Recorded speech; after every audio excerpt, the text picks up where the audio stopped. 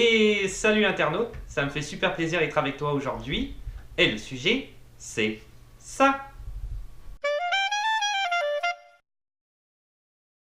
Pour Lady in the Water, j'avais pas nécessairement terminé parce que j'ai oublié de parler en fait d'un fait hyper important. Pourquoi le film a pas nécessairement marché non plus? Parce qu'il n'a pas eu la même campagne marketing que les autres films ont pu avoir. Puisque M. Night Shyamalan, depuis le sixième sens, fonctionnait avec Disney. Disney qui a une compagnie Touchstone Pictures, ben, pas le sixième sens, mais en fait celui d'après, Unbreakable. Compagnie Touchstone Pictures, que j'ai toujours du mal à dire. Nom de fou ça. Bref, il passait par cette compagnie-là pour produire. C'est la première fois qu'il passait pas par Disney. Parce qu'en fait, Nina Jacobson, qui travaillait pour Disney, on va citer les noms. Comme tout à l'heure, j'avais cité Daniel Vogel, c'est pareil. Nina Jacobson, en fait, c'est elle la directrice créative pour Disney. Et à l'époque, il avait envoyé le scénario de Lady in the Water pour qu'elle puisse le lire avec son fils. Ce qu'elle n'a absolument. Et c'est son job de faire ça, hein, on s'entend. Il l'a envoyé personnellement et elle ne l'a pas fait. Elle a décidé de ne pas le faire. Elle l'a lu. Elle devait, lui, il pensait qu'elle allait lire le scénario avec son enfant, puisque il voulait que ce soit quelque chose qui soit, comme je l'ai dit tout à l'heure, un conte pour enfants adapté pour les adultes, mais qui soit quand même accessible aux enfants aussi, quelque part. Ce qu'elle n'a pas fait, elle l'a lu vite fait, elle l'a renvoyé, elle a dit que c'était pas bon. Donc, lui n'a pas trop apprécié ça. Et il a dit à ce moment-là, bah, si tu me fais perdre mon temps, moi, je vais aller avec quelqu'un d'autre. Donc il a récupéré son scénario et il est allé avec la Warner Bros. Donc la Warner Bros n'a pas du tout eu la même campagne publicitaire que peut avoir Disney pour ce genre de film. Ce qui explique aussi pourquoi il a fait moins d'entrées, en plus de ne pas avoir été aimé pour d'autres raisons. Là, on arrive en 2008. Donc avant de parler de son prochain film, The Happening, on va parler plus de M. Night Shyamalan. Qu'est-ce qui s'est passé avec lui en 2008? M. Night Shyamalan, à ce moment-là, avec sa compagnie Blinding Edge Pictures, s'associe avec une autre compagnie qui s'appelle Media Right Capital et décide de créer une maison de production qui s'appelle Night Chronicle. Cette maison de production-là, en fait, comment dire, son principe de fonctionnement, c'est d'aller produire des films basés sur des idées de M. Night Shyamalan dont il n'écrirait pas nécessairement le scénario. Donc le premier film qui a vu le jour de cette collaboration-là, de maisons de production qui ont donc créé Night Chronicle, s'appelle Devil, qui est sorti en 2010. C'est une idée de M. Night Shyamalan, pas du tout scénarisée par lui, donc comme je l'ai dit, c'est vraiment le principe. Réalisation de John Eric Doodle, et c'est écrit par Brian Nelson sur une idée de M. Night Shyamalan. Ça, c'est un film, si tu l'as pas vu, va le voir. Ça se passe dans un ascenseur, je l'ai vu, c'est vraiment bien. C'est un film à très très petit budget. Il a coûté 10 millions, c'est quand même pas beaucoup. Je sais que c'est des sommes énormes, mais pour Hollywood, c'est pas beaucoup. Et il a rapporté 62 millions, donc c'est quelque chose qui est quand même très lucratif, on s'entend. Il devait faire un film, l'idée c'était un film tous les 3 ans, finalement ça se passe pas comme ça, mais la maison de production existe encore. Le deuxième film, qui devait faire 3 ans après s'appelle Reincarnate. Le film va voir le jour très bientôt. Il y a déjà un réalisateur qui est rattaché à ce projet-là, c'est Daniel Stam. Le film devait s'appeler à la base 12 Strangers, mais finalement c'est Reincarnate parce que le logline c'est 12 jurys qui doivent essayer de se concentrer et de résoudre un cas qui a des aspects surnaturels. Donc ça va être à voir. C'est quand même important d'en parler dans la phase de M. Night Shyamalan en 2008, création de cette maison de production-là, Night Chronicle. The Happening en 2008, qui devait s'appeler The Green Effect ou quelque chose comme ça, je pense. Puis ils ont changé finalement le titre, ils ont décidé de ne pas garder ce titre-là et de mettre plus The Happening à la place, maison de production avec qui ils travaillaient en collaboration avec Blinding Edge Pictures. Ce film-là est un gros succès financier. Il a coûté 48 millions, il a rapporté 163 millions. Il a été encore une fois haï par la critique l'a détesté. C'est un film à l'intérieur, les acteurs principaux, c'est Mark Wahlberg, Zoé Deschanel et John Leguizamo. Encore une fois, M. Night Shyamalan a écrit le film spécifiquement, le scénario spécifiquement pour Mark Wahlberg, qui joue le rôle d'un professeur en physique, comme John Leguizamo d'ailleurs, ce sont deux professeurs. Et Mark Wahlberg avait dit au sujet de ce film-là qu'il avait aimé pour une fois ne pas jouer un policier ou un gangster, ce qu'il fait souvent quand même dans tous les films qu'il a fait, mais que au final, une fois le film terminé, il a regretté de travailler sur le film. Bon, tu penses ce que tu veux de Mark Wahlberg, après je sais pas quoi dire par rapport à ça. Moi le film, je l'ai aimé oui et non. Je l'ai aimé d'un point de vue technique. Encore une fois, ce sont mes goûts personnels, pourquoi je ne l'ai pas aimé. Mais pourquoi je l'ai aimé, c'est uniquement au niveau technique et au niveau scénarisation. Bah, niveau scénarisation, pas trop, mais au niveau technique, vraiment très très bien. Beaucoup de plans séquences, c'est quasiment que des plans séquences. J'ai vraiment aimé un plan en particulier où Mark Wahlberg parle aux espèces de chefs de gare, là, les gars de la gare, en tout cas du train, et ils sont tous alignés les uns à côté des autres dans un plan qui a une certaine profondeur, qui rappelle beaucoup Hitchcock, et que j'aime beaucoup chez M. Night Shyamalan, comment il reprend ces plans-là. C'est vraiment travaillé, j'aime vraiment vraiment ça, cette manière de faire. Ça rappelle un petit peu des comic books comme manière de faire, c'est un peu le genre de capsule que tu vas voir dans les comic books. J'aime beaucoup ça, profondeur de champ, avec tous les acteurs qui font face à la caméra, et du coup celui qui parle, on peut voir quand même les réactions des autres en arrière. Moi j'aime vraiment vraiment ça. Ce que j'ai pas aimé dans ce film là, c'est en fait le dénouement du film me plaisait pas vraiment, mais c'est un goût personnel. Ça repose sur rien, il y a quand même un dénouement, et un dénouement qui est expliqué. Donc quelque part, c'est quand même pas si mal. Dans le film, petite anecdote, il s'appelle The Happening. Si tu le regardes en version originale, moi je regarde toujours les films en version originale, on peut plus se représenter un petit peu dans l'idée comment les acteurs y jouent, hein, on s'entend, même si c'est sous-titré, quand même c'est intéressant. N'importe quelle langue d'ailleurs. Et bref, le mot happen revient 25 fois dans le film, dans des variations différentes. C'est le film le plus court de M. Night Shyamalan. Il dure 1h31, donc c'est aussi intéressant à voir. Et c'est ce qui clôture The Happening. J'en parlerai pas plus. Va voir le film si ça t'intéresse. En 2010, il sort The Last Airbender. Donc ça, c'est l'adaptation en fait d'une série animée de Nickelodeon, que j'ai super du mal à dire aussi, dit Avatar. Donc c'est ça, il l'a fait parce que tout simplement il a regardé cette série-là avec ses enfants et ça lui a donné l'idée de l'adapter en film. Le film ne s'appelle pas Avatar The Last Airbender comme la série animée d'une certaine saison, je pense. Oui, c'est ça, une saison qui s'appelle comme ça. Je ne veux pas dire de bêtises parce que je n'ai pas vu la série. Je l'ai vue, ma conjointe l'a regardée un petit peu comme ça, de temps en temps, parce que je faisais autre chose. Mais c'est ça, ça ne peut pas porter le nom de Avatar parce qu'en 2009, il est sorti Avatar de James Cameron qui a déposé les droits pour le nom Avatar. Donc c'est quand même assez intéressant.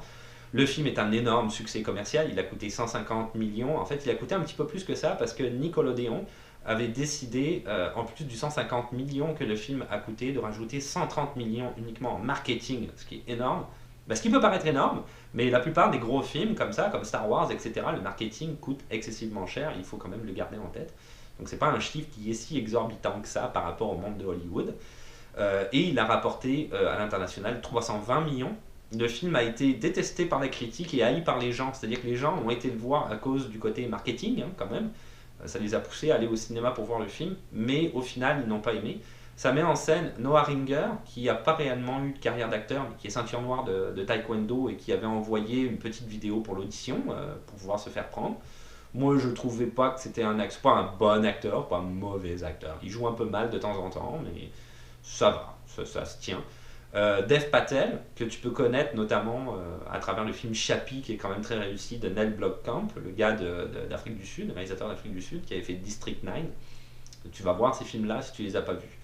Très grand film, j'ai beaucoup aimé, notamment avec les rappeurs d'Afrique du Sud, j'ai oublié le nom, Ninja et l'autre, je l'ai oublié, la petite blonde, je me souviens plus de son nom. Bref, c'est ça, Chappie, et évidemment Slumdog Millionnaire de Danny Boy. Donc Dev Patel, pendant le tournage de Slumdog Millionnaire, puisqu'il savait qu'il allait faire The Last Airbender, il s'est tapé toute la série animée de voilà, Avatar, c'est Avatar. Et il a aussi dit affirmé une fois que le film était terminé et monté, hein, donc vraiment la version finale, qu'il n'a pas du tout apprécié cette version. Donc c'est ça.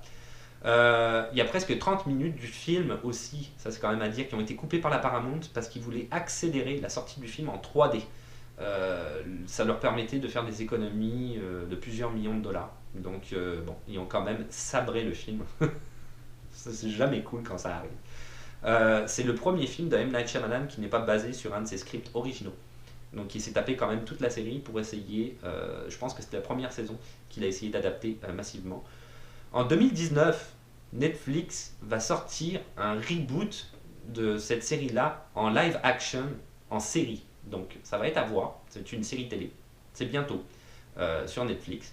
Nickelodeon voulait faire une trilogie de ce film-là, qui a quand même été un succès commercial à la base en 2010, mais a finalement changé d'avis parce que ils se sont basés sur la réception du public et ils ont vu que le film a été massivement détesté. Donc ils ont dit on laisse faire, ça ne se fera pas. Donc finalement en 2019, si tu es fan de la série animée, tu vas pouvoir avoir une live action série sur Netflix en 2019. Pour The Last Airbender, je vais terminer avec ça. Qu'est-ce que moi j'en ai pensé? Je sais pas, peut-être tu t'en fous, mais je vais quand même donner mon avis. Moi j'ai aimé ça. Je l'ai pas détesté ce film-là. La plupart des gens l'ont détesté. Peut-être qu'il y avait aussi, j'ai vu des grands fans de la série animée. Eux, ils retrouvaient pas un petit peu ce qu'ils avaient vu. Ils pensaient peut-être à d'autres acteurs aussi pour jouer les rôles.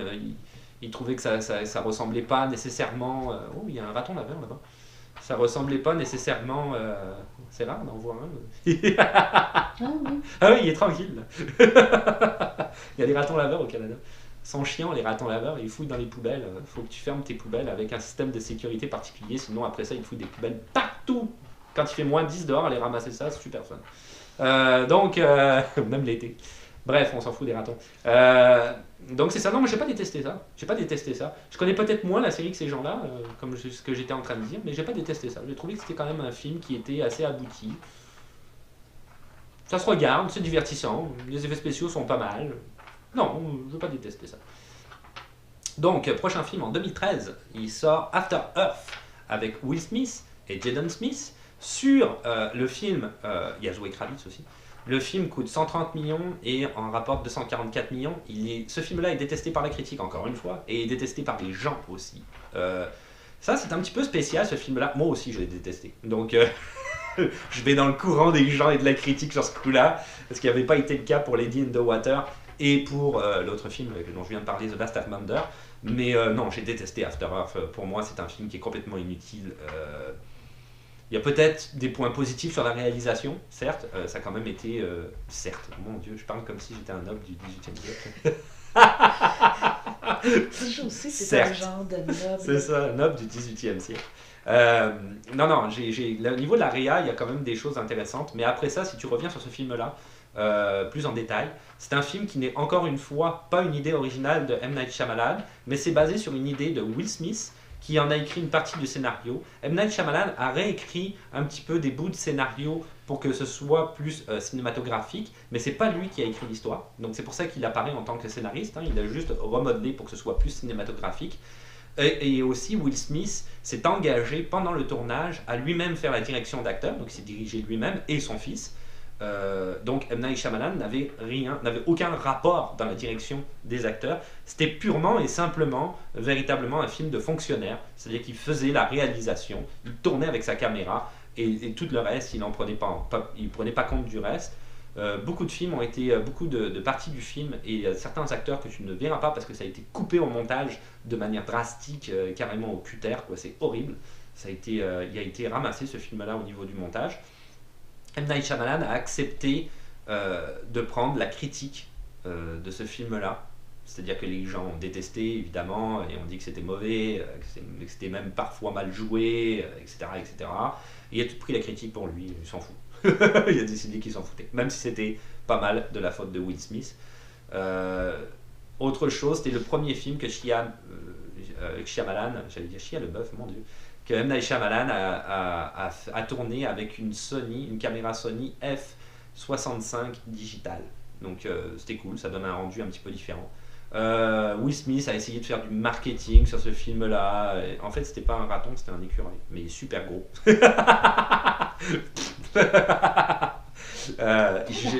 J'ai jamais vu un écureuil aussi gros. Il est énorme. Faudrait faire un film sur lui. C'est une boule. Bref, donc c'est ça pour continuer à dire ce que je dis. On s'en fout des écureuils. Mais il est quand même cool. J'aimerais ça le filmer. Mais c'est ça. Il a essayé de faire du marketing. Je sais plus ce qu'il voulait sortir, un livre pour enfants ou je sais pas quoi. Un petit peu reprendre le même concept que Lady in the Water. Mais ça a vraiment pas marché. C'est un gros flop. Donc on va passer là-dessus. After Earth, on s'en fout. Moi j'ai pas aimé. Tu peux aller le voir. Tous les goûts sont dans la nature. Mais j'ai pas aimé ça. En 2015, il sort The Visit.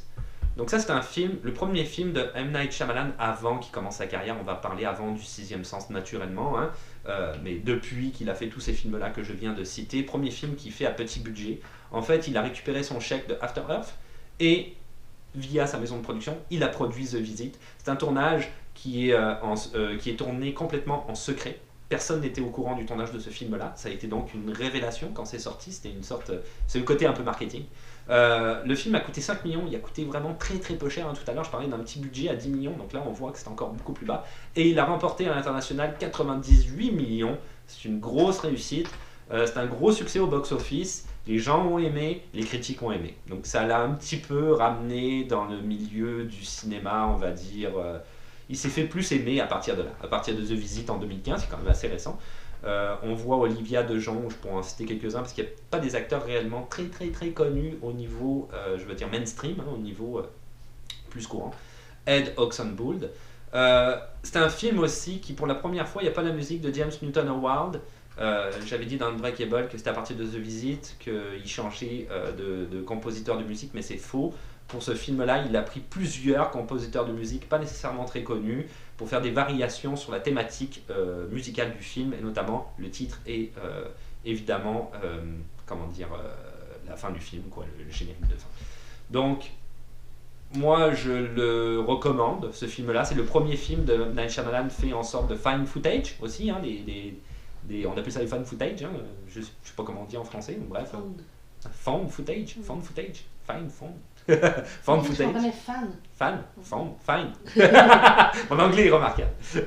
Found footage. Donc c'est une espèce on met en scène comme quoi c'est une sorte de documentaire. On a retrouvé un petit peu le film et puis voilà. On met ça en scène, donc c'était pas mal.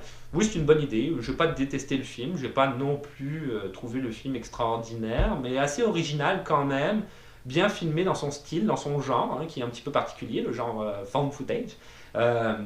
C'est à voir, c'est quand même un film à voir. Si tu ne l'as pas vu, ça manquerait peut-être à ta culture cinématographique, entre guillemets, avec des gros guillemets, pour dire ça comme ça. Mais non, c'est à voir, c'est très bien joué. Ça par contre, c'est superbement bien joué. Vraiment remarquable, même les enfants. Oui, va voir ce film-là, ça vaut la peine. Ensuite, Split en 2016. Donc, je vais terminer avec ça parce que Labor of Love, comme je disais tout à l'heure, il va commencer le tournage bientôt. Le tournage va débuter bientôt. Et Glass, qui sort le 18 janvier 2019, c'est son dernier film en date. Je sais qu'il fait aussi une série télé, je fais une parenthèse, mais une série télé en ce moment dont le tournage vient de commencer aussi, donc ça va être à voir. C'est complètement secret comme d'habitude, il aime ça quand c'est secret lui, donc on sait pas trop. Split 2016 avec James McAvoy, Anna Taylor-Joy, film très petit budget aussi pour un film récent, 9 millions de dollars.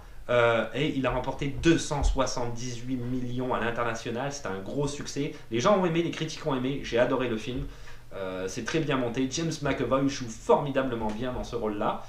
C'était Joaquin Phoenix à la base qui devait avoir le rôle, mais finalement ça ne s'est pas fait parce qu'il y a eu un problème au niveau de signer le contrat de production avec la maison de production. Il ne s'accordait pas avec la maison de production, ça ne s'est pas fait.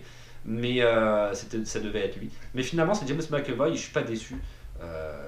Il joue le rôle de Kevin qui a 24 personnalités, hein, dans le film normalement, dont The Beast étant la dernière qui mélange les 23 autres. Dans le film, on n'en voit que 9 dans la réalisation du film, mais les 9 sont formidablement bien joués. Ce gars-là, il est monumental. Mais ma conjointe est fan de James McAvoy, mais je comprends pourquoi. Quand tu vois n'importe quel bon acteur aurait voulu jouer ce rôle-là, je pense, mais James McAvoy, il l'a eu. Il a eu le rôle. C'est vraiment, vraiment formidable. C'est à voir juste par rapport à sa manière de jouer qui est monumentale. Le film est très bien réalisé. Il n'y a rien à dire. C'est très bien fait. Ça rentre dans l'univers de The Unbreakable. Donc c'est vraiment cool à voir si tu es fanatique de cet univers-là. Qui est un petit peu comme je le rappelais dans Unbreakable, les comic books, mais à la M. Night Shyamalan. C'est basé sur une personne qui existe vraiment, Billy Milligan, qui soi-disant aurait eu 24 personnalités également. Ça c'était un petit, une anecdote, c'est bien à savoir. j'imagine. Il a engagé pour ce film-là, il a changé un petit peu d'équipe. Il a engagé une équipe qui tournait toujours avec les mêmes gens au niveau de l'équipe technique. Là, il a engagé Mike Giolakis, qui en fait, après avoir vu son film It Follows en 2014, il l'a trouvé formidable et donc il l'a engagé comme directeur de la photographie, qui va être le même pour Glass. Et la même chose pour la musique, Wes Dylan Townsend, qui lui en fait avait fait la musique du documentaire, peut-être tu l'as vu, peut-être tu l'as pas vu, The Life and Death of Robert Dunst, The Jinx, qui est sorti en 2015. Il a adoré la musique et du coup c'est plus James Newton Howard, mais ce gars-là qui a travaillé quand même sur la thématique de la musique de Unbreakable, puisque Split fonctionne dans le même univers. Donc, dernier film dont je voulais parler, Split. D'après moi, ça va devenir un grand monument du cinéma, honnêtement. C'est quand même très bien fait, très bien réalisé. J'ai beaucoup aimé aussi la réalisation en dehors du jeu d'acteur. Le scénario est formidable, ça tient bien la route. Même la jeune fille qui joue superbement bien. Si tu l'as pas vu, va le voir. Très grand film. Et ça clôture ce que j'avais à dire sur M. Night Shyamalan. Enfin. Et voilà, c'est tout pour aujourd'hui. Donc c'était en ce qui concernait M. Night Shyamalan, la rétrospective de M. Night Shyamalan. C'est super long, ma vidéo. Je sais pas ce que je vais faire. Peut-être je vais sortir en 2 parties, peut-être en 1 partie. Si c'est en 1 partie, je sais que je dis tout le temps. Hein, puis il y a Sabar Racine qui me dit qu'il faut pas que je devienne fou avec le montage. Donc je vais pas faire des vidéos non plus à rallonge où c'est super long à regarder. Il faut quand même que ce soit un minimum divertissant.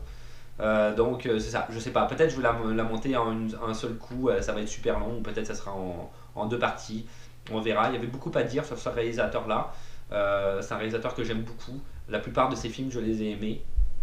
Pas été le cas de The Village ou The Happening par exemple, mais la plupart, je t'ai expliqué dans la vidéo pourquoi. Mais la plupart, je les ai aimés. Puis il a quand même aussi une technique de faire, une manière de faire dans ses techniques, aussi bien au niveau de la réalisation que de la scénarisation. J'aime beaucoup l'effet twist ending. La réalisation à la Hitchcock est formidable. The Unbreakable, je l'avais dit dans une de mes vidéos précédentes, est un film culte pour moi et je l'explique pourquoi. Donc il y a quand même un talent exceptionnel chez ce monsieur-là, d'après moi. Et ça valait le coup, avec la sortie de The Glass, de faire une rétrospective sur ce gars-là. Donc ça clôture ce que j'ai à dire sur ce monsieur-là. Sur ce gars-là. Sur ce monsieur-là. Après, pour le reste, c'est comme d'habitude, si tu veux laisser des commentaires dans les commentaires, commentaires constructifs ou des suggestions, des questions aussi, pourquoi pas, de laisser un petit pouce bleu parce que ça fait toujours plaisir finalement, et puis de t'abonner parce que c'est plus facile de savoir quand est-ce qu'une nouvelle vidéo va sortir, c'est sûr. Et puis on se retrouve à la prochaine.